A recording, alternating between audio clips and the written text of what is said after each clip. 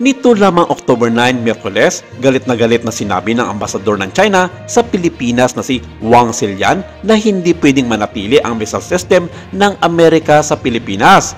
Sa kabila ng pressure sa kanya sa mainland China na kausapin ang gobyerno ng Pilipinas kung seryoso ito na pag-usapan ang kapayapaan na nangyayaring sigalot sa West Philippine Sea.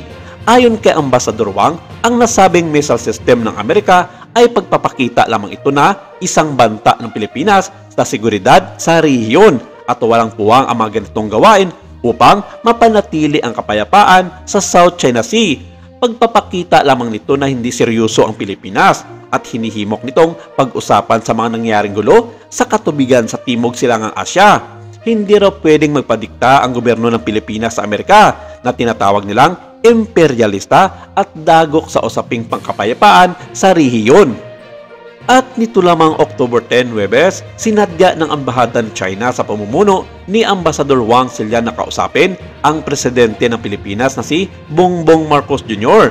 tungkol sa isyong ito at nais niyang ipaabot na nababahala ang kanyang bansa sa ginagawa na ito ng Pilipinas at ng Estados Unidos.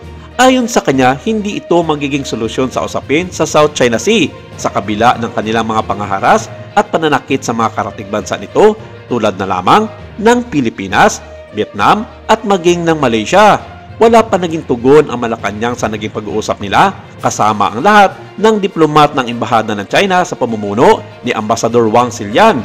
Pero iginigiit ng China na dapat nang tanggalin ng Pilipinas ang gamit militar ng Amerika sa bakuran nito kung hindi sila na mismo ang gagawa ng paraan para dito. At kung matatandaan, naglagay ang United States ng medium-range missile system sa hilagang Pilipinas noon pang Abril ng taong ito at inahayag na mananatili ito doon na direktang tinatarget ang bansang China. Ang Typhoon Missile Launcher System ay may kakayahang maglunsad ng Tomahawk at SM-6 missiles at sa pagtarget sa buong South China Sea at karamihan sa mainland China. Ang pag-deploy ng Washington ng sandata na ito sa Timog Silangang Asya ay lalong nagpapahina sa isang rehiyon na nasa ilalim ng mga tensyon sa digmaan at isa lamang pagpapatunay ito na binabalaan ang China kung sakaling gumawa ito ng mga hakbang upang simulan ang giyera sa mga karatig bansa nito. Ang deployment ng Typhoon Missile System na may kakayahang maglunsad ng mga medium-range missile sa Pilipinas ay ang una mula noong 2019 nang inalis ng Washington ang Intermediate Range Nuclear Forces Treaty noong 1987 ng US at USSR. Naging operational lang ang system noong nakaraang taon. Noong Abril, tahimik na inilagay ng US Army ang Typhoon Intermediate Range Missile Launcher System sa Pilipinas bilang bahagi ng Balikitan 2024 at Salaknib Military Exercises.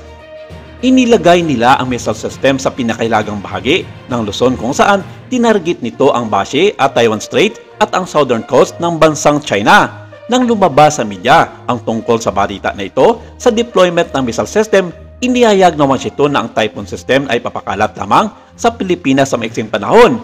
Pero natapos ang mga pagsasanay militar ng dalawang bansa ay nananatili pa rin ito sa Pilipinas hanggang sa kasalukuyan. Ang China at Russia ay pareho nagatid ng mga opisyal na protesta laban sa geopolitically destabilizing presence ng intermediate range missile system sa Southeast Asia.